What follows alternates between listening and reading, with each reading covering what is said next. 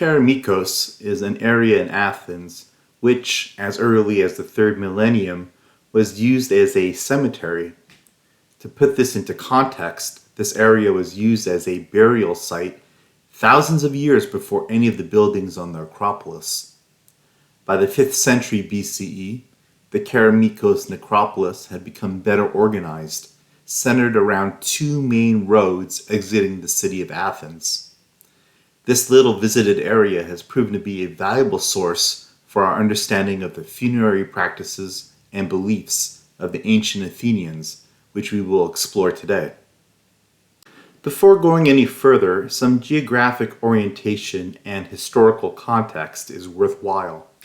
Following the near-complete destruction of Athens during the Second Persian invasion of Greece in 480 BCE, the Athenians were understandably desperate to rebuild their city walls.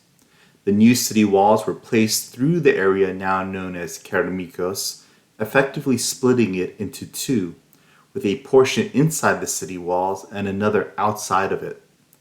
The widely held custom throughout many civilizations during antiquity was to never bury their dead inside the city walls. So following the construction of these new walls, all subsequent burials took place northwest of it. So not all of Kerameikos as we see it today was a cemetery by the time of the Greek classical period. Just as an aside, the area inside the city walls eventually became the potter's quarter, with the word keramos meaning pottery clay. So the archaeological site of Kerameikos is named after the potter's quarter and does not reference any burial practice. The remnants of these 5th century BCE walls are still present along with their 2 gates. The first gate is the Sacred Gate, through which the fabled road, the Sacred Way, passed through. The Sacred Way connected Athens with Eleusis, where the very important Pan-Hellenic sanctuary to Demeter and Persephone was located. A second road passed through a gate called the Dipylon Gate and connected Athens with Plato's Academy, founded by the ancient Greek philosopher Plato and where Aristotle studied for 20 years. Between the Sacred Gate and the Dipylon Gate was a complex called the Pompeion, from which we get the word pomp. It was from here and the adjacent Dipylon Gate that the procession for the Panathenaic festival would begin, as the entire citizenry slowly paraded to the Acropolis to celebrate the birthday of Athena. This procession to the Acropolis included the sacrifice of as many as 100 animals, prominently bulls and sheep. Once sacrificed, the meat was cooked and distributed amongst the citizenry at the Pompeion. So what were the beliefs about death for those buried in Kerameikos? In one section of Homer's Odyssey, Odysseus enters the underworld, where ancient Greeks believed an individual went after death. Here the menacing god Hades and his wife, the goddess Persephone, ruled. So feared was Hades that from the 5th century BC onwards, the ancient Greeks would not pronounce his name, rather referring to him as Pluton. Odysseus describes his encounter with the dead as such. Then the ghosts of the dead swarmed out of Erebus, brides and young men yet unwed, old men worn out with toil, girls once vibrant and still new to grief, and ranks of warriors slain in battle, showing their wounds from bronze-tipped spears, their armor stained with blood. Later in his journey, Odysseus comes across the now slain mythical hero Achilles, who tells him, "Glorious Odysseus, don't try to reconcile me to my dying. I'd rather serve as another man's laborer, as a poor peasant without land, and be alive on earth, than be lord of all the lifeless dead." With these 2 quotes, we begin to get a sense that life after death was not some glorious paradise from the perspective of ancient Greeks. This may come as a surprise since many other religions often paint the afterlife as being equal or even better than the world when one was alive. These 2 descriptions in the Odyssey might be better understood when we consider that the early Greeks of antiquity did not have a clear concept of heaven and hell, nor did they believe that after death, some sort of judgment of how they lived their lives took place. Everyone, for the most part, ended up in the underworld, including major Greek heroes such as Achilles mentioned earlier. Within this context, it might not be surprising to hear a description of the underworld of being neither particularly nice nor particularly terrible. It was thought that the moment of one's death, the psyche or soul exited the body on a dying last breath. It was at this time the body had to be prepared, primarily by female members of the household. On the first day, the body was washed, anointed with oil, and dressed. In keeping with the idea that the soul entered Hades' underworld, a coin or obol was placed inside the mouth. This was a form of payment to the ferryman Charon in order to cross the river Styx, which separated the living world from that of the dead. The body was laid in a state of rest for the entirety of the second day, at which time friends and family might visit. Through this process, there was the singing of dirges, which are somber songs, and laments, which are passionate expressions of grief, often poetically. On the third day, a ritual procession from the household to the burial site took place, composed of family, friends, and sometimes musicians.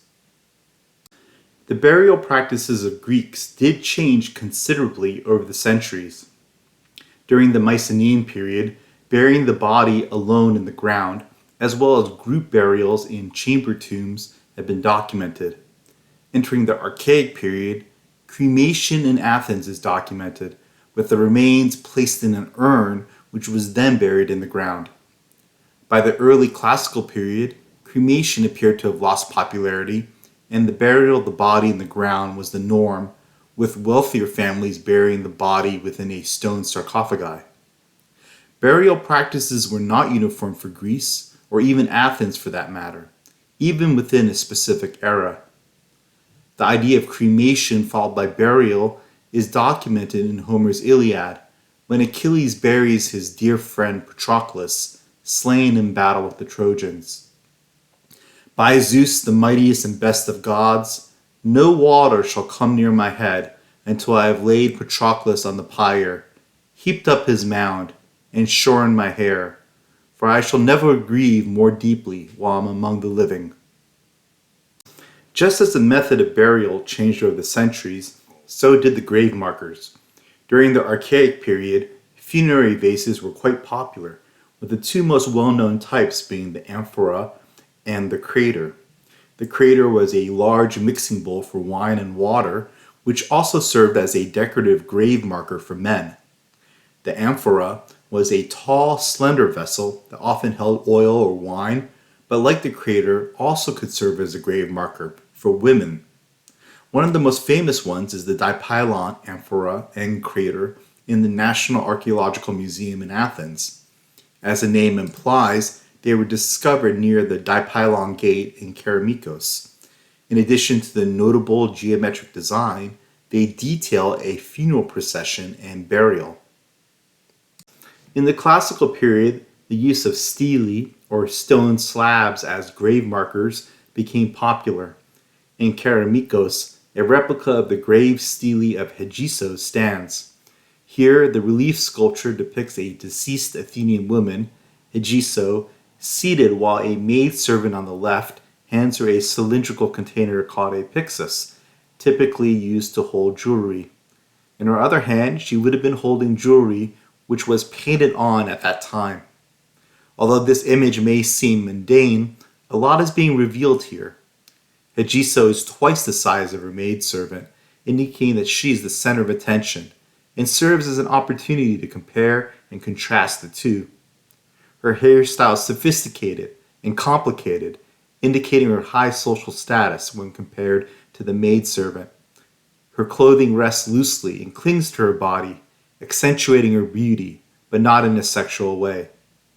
Hegiso appears quiet, contemplative, serious, and seemingly focused on the jewelry in her right hand.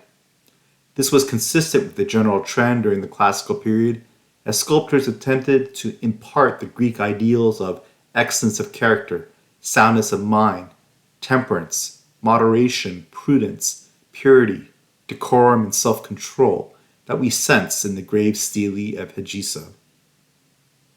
If anything illustrates just how serious ancient Greeks viewed the absolute necessity of correct burial, one only look at the ancient Greek tragedy of Antigone by Sophocles. In this play, the heroine, Antigone, tries to secure a respectable burial for her brother Polynices killed in battle, even though King Creon of Thebes has forbade it.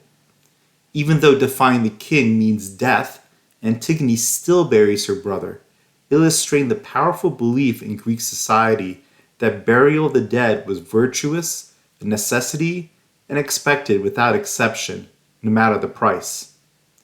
If you enjoyed this talk, please like, comment, subscribe, and check out my other videos on Athenian archaeological sites.